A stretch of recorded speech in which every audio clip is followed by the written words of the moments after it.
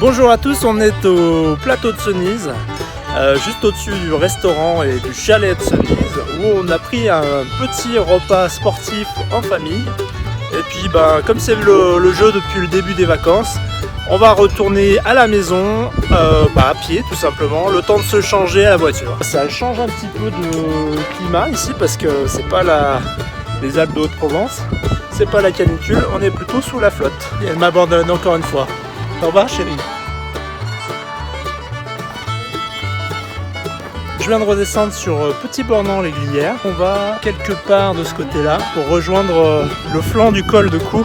Alors j'avoue que les beignets de patates là en trail, juste après, ça pèse un peu sur l'estomac. On est à Béfay, encore quelques kilomètres et puis on sera sur l'autre versant. On s'enfonce dans la végétation en direction du col de Garde.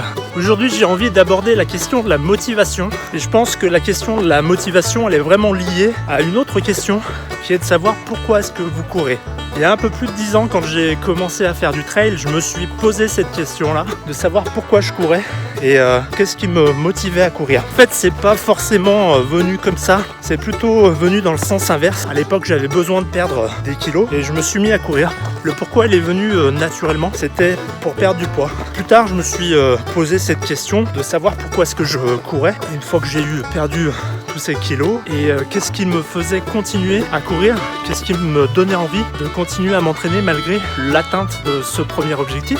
Au fil du temps, la réponse à cette question, elle va évoluer au fil des années, de l'énergie, des envies du moment, de votre niveau de santé, de votre niveau en trail. Est-ce que c'est pour faire des performances sur des trails? Est-ce que c'est pour prendre du plaisir? Est-ce que c'est pour perdre du poids? Est-ce que c'est pour être dans un club et s'entraîner avec d'autres trailers et l'effet de groupe vous convient et c'est cette ambiance que vous recherchez? Donc il y a plusieurs réponses possibles. Alors oui, bien sûr, c'est pas toujours facile de chausser ses baskets en automne quand le sol est humide, quand il a plu toute la nuit ou il continue de pleuvoir. C'est pas facile également en hiver, si vous faites comme moi du trail en hiver, de se dire je vais aller courir sur de la neige, sur de la glace, m'entraîner malgré tout, malgré ces conditions où des pots de phoque ou des raquettes à neige seraient peut-être plus adéquates. Malgré tout, vous vous dites que pour atteindre vos défis, les défis que vous fixez, en tout cas moi sur le Thor, potentiellement il y a des passages où il peut y avoir de la neige. On va être en altitude, je crois qu'il y a plus d'une quinzaine de cols à plus de 2005,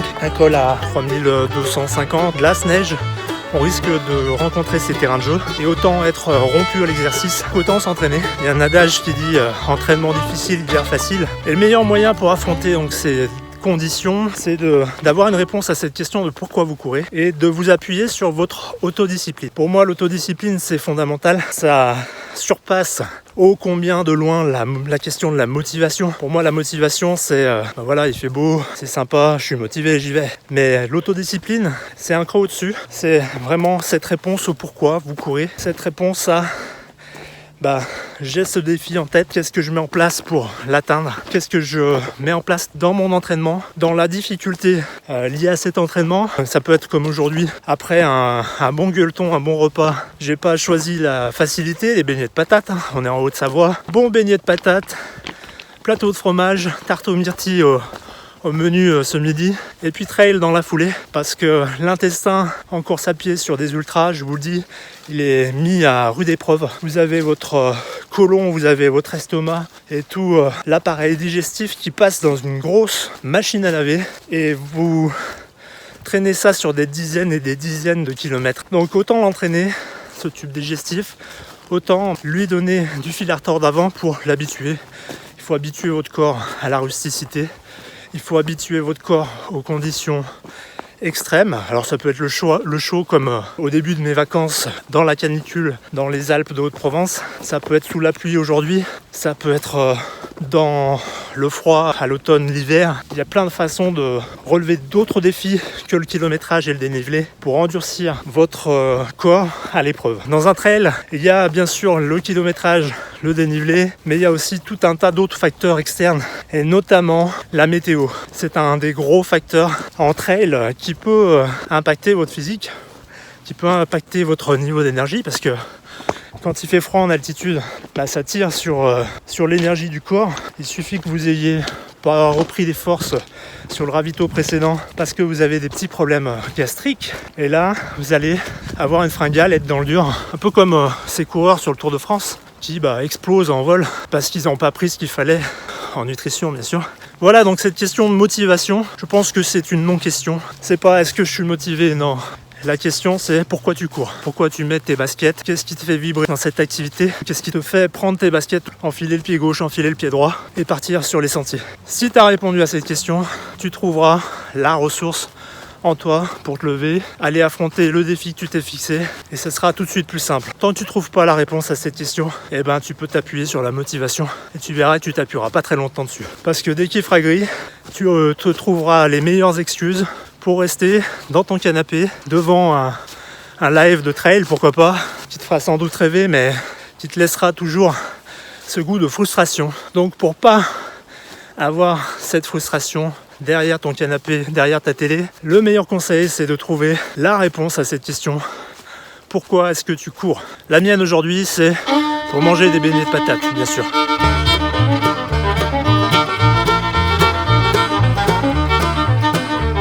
Bon la pluie c'est pas encore pour aujourd'hui, il va falloir attendre un tout petit peu.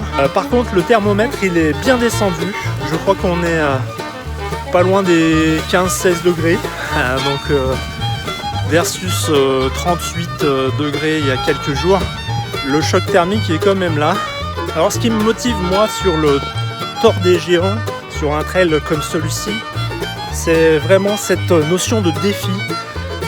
Par rapport à ma capacité sportive, ma capacité de trailer, à repousser mes limites sur une épreuve qui est très très engagée, très très dure, physiquement, mentalement, qui est très éprouvante sur le plan physiologique. Donc il va falloir aller puiser dans des réserves insoupçonnées, puiser dans ces réserves d'énergie et puis dépasser des limites. Parce que c'est l'aventure vraiment. J'ai déjà réalisé des trails sur 2 jours, mais des trails sur 5-6 jours, j'ai jamais fait ça. Donc c'est l'inconnu, c'est une nouvelle expérience pour moi. Donc on est à la limite du défi et de l'inconnu. C'est vraiment ça que je recherche, c'est vraiment cette aventure que je vais chercher.